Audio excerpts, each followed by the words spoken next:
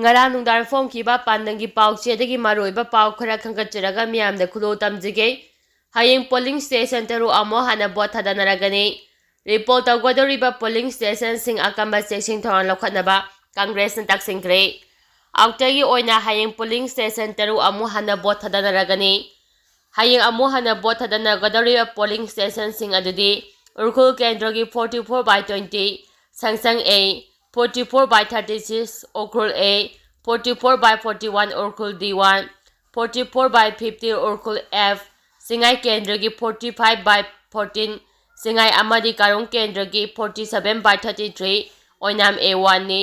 Mikhalasi ke damak security ki akamba checking thorong lokhat kre hari outer Manipur parliamentary constituency ki oina hayeng report tawgadoriba district singi manungda Senapati district ki polling station 47/33 oinam A1 da mathau tawgadoriba polling personnel sing asidagi khongsan bahukre polling personnel sing adu district election office Senapati dagi ngasi numiyungba matungdagi khongsan bahukki polling station asigi oina bot thadagadaba voter masing punna 663 ni masigi manungda nupana 309 aduga nupi voter na 354 ni Mikhala si free and fair oiba maungda pangthokba ngamdaba CFPF company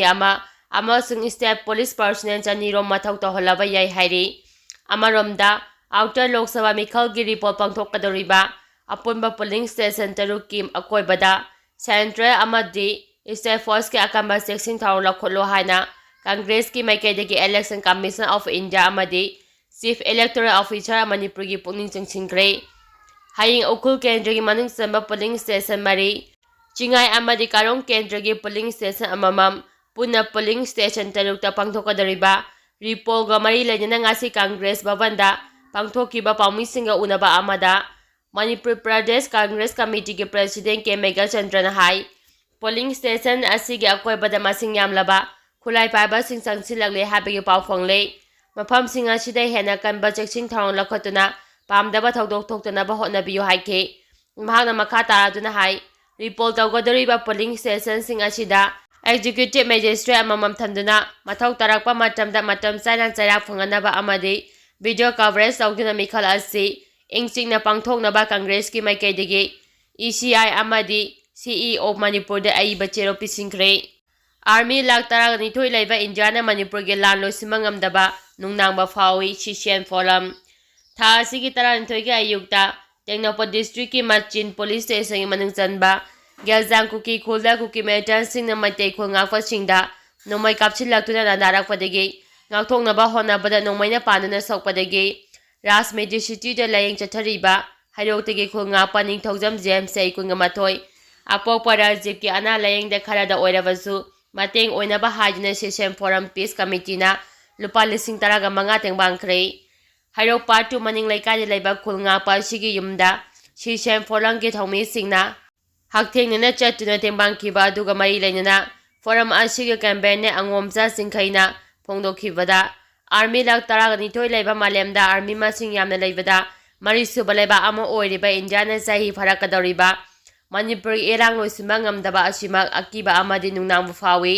Manipur gi sahi pharakadoriba lan asi loisinabagi dama Indiana lengakta mikup ama phawba wakhan khambagi matam leitrabasu Mikhal dadi mai onsinbagi matam leire Indiana lengakta maite furu pungapi simbikani haibasi thajaba ngamlaktre maram aduna akhoi isana isabu ngak senjanaba thawlang tawjaba natana atopa lambi leiroi akhoi ge khul ngakpa James kumba mathawna maring jelaiba miyoi kaya mathaw tari hairi mahana makha taaduna sai faraka dorba lana si hatak numi kharani ingna chingna leiraba matung kuki singna amu maite furu ki mathakta mafam kaya da landaba haurakle asigumba potha na lalhauba kuki singi thawong sing asi kanagumba kharagi thawin sinagi atamnana tahoraklibra haiba Session Forum na chingnadaba ngamde India lengakta maite forum na tanduna lakliba kuki Metan singi su lauthokpa NRC chana hanba FMR lauthokpa na chingba haiba wakasing asisu ngasi phawba mapung phana thabakta onthokpagi mami tadre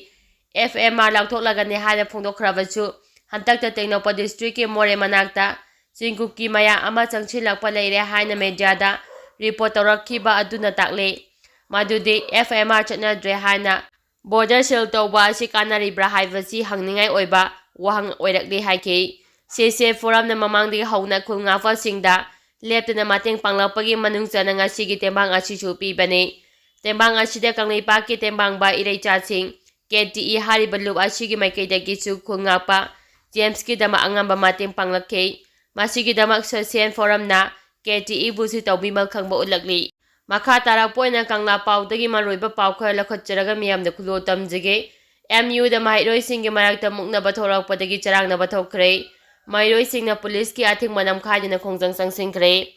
Manipur University ki Manipur Department ki oja singda aki akhang pibagi thawongbo yaningda phongdoktuna oja sing mathau ningthina tawhanduna mairoi sing mapumphana lek tawhanbiyo haina ngasi Manipur University ki Manipur Department ki mairoi singna MU ki campus manungda khongjang sangchilingai department asida chathariba aramba thawong sing yaningda phongdoktuna KSA na mairoi lup kayaga loinana MU ki campus thomjilakpada charangnaba thokre. Pawachina hairibadi ngasi Manipur University ki Manipur Department ki mairoi singna MU ki campus manungda oja singda aki akhang pirambagi thawong yaningde mayor lup ama gi luchingba singna MU Manipur ki department ki oja singda akamba wafam thamlambagi thawong sing handokpiu MU ki wathokti MU ki authority na waroisun puraknaba hotnabiu haina waka khongsa aduda saruk yakheba singna phongdoknakhe. Mayor lup ama oiraga oja singda karamba saja chekkani khangdaba asi laibak thibani asigumba aki akhang pibagi thawong asi makhatana amu hana tawbiganu haina su phongdokhe. Amaramda Manipur Department ki mahiroi singna campus manungda khongjang sangchilingai KSA na mahiroi singa loinana Manipur University da favoritism amadi nepotism ki thawong sing chachaduna lautunaraga recruitment tawbagi thawong achi khudakta lepkadabani haina khongjang sangchinjuna MU ki campus manungda lili lakpada MU geta Manipur police na thattuna thamki. Adubu masing yamlaba mahiroi sing aduna athingba adu namkhaiduna khongjang adu changsingki. Mahiroi nakal ani ki marakta baptana dabadagi irang ngaihak thokluraba matungda wakhal taminaduna irang adu lepki. Khongjang aduda saru yakiba KSA gi president Sukham Vidyanandana hai Manipur University da lisangsina chatharakliba aramba thabak thawong sing matam-matamgi oina semdongnaba hotnaduna lakli. Masigi manungchana MU gi Manipur Department da tholakpa wathok ama oina recruitment process ki matangda assistant professor ani launaba hanana notification thongnaba process tawbal haukrabasu anoba ISOD ama laktuna nauna ontho onchin tawduna criteria sudaba miyoba eligible ohelaga khanaba hotnarakpa thawong asi yaba ngamloi haiki. Miralgi kanggu ama Assamda maite mayek tambirunaba khongsankre.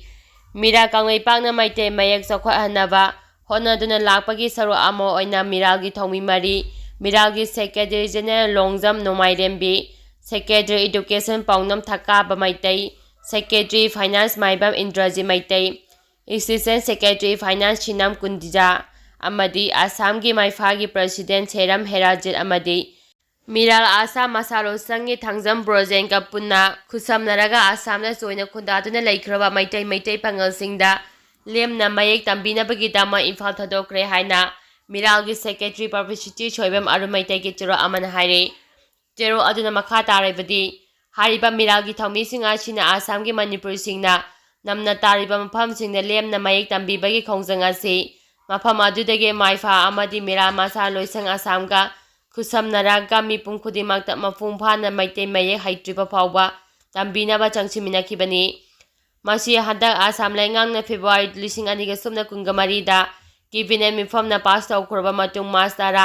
2023 da Assam laingakna Assamda khundariba Manipur singda mayek asi tamba yare haibagi chira amana thokraba matung hanadagi mafamdugi miyamna tamduna lakpagi mathakte hena pakthok chakthokduna mipum khudima amuka hena mayek haihanabagi panamda khongjang asi sangchilakpani. Masida maru oina Assamda khundariba maitai pangal ichil inausingna Mira Mayai Loisak Mifa Amadi Mira Masa Loisang Assam Kazaga Khusamnana Changchilakliba asida mipum khudimang na maya hainabagi pandam asibo sogapiyo amadi saruk yabiyo hairi.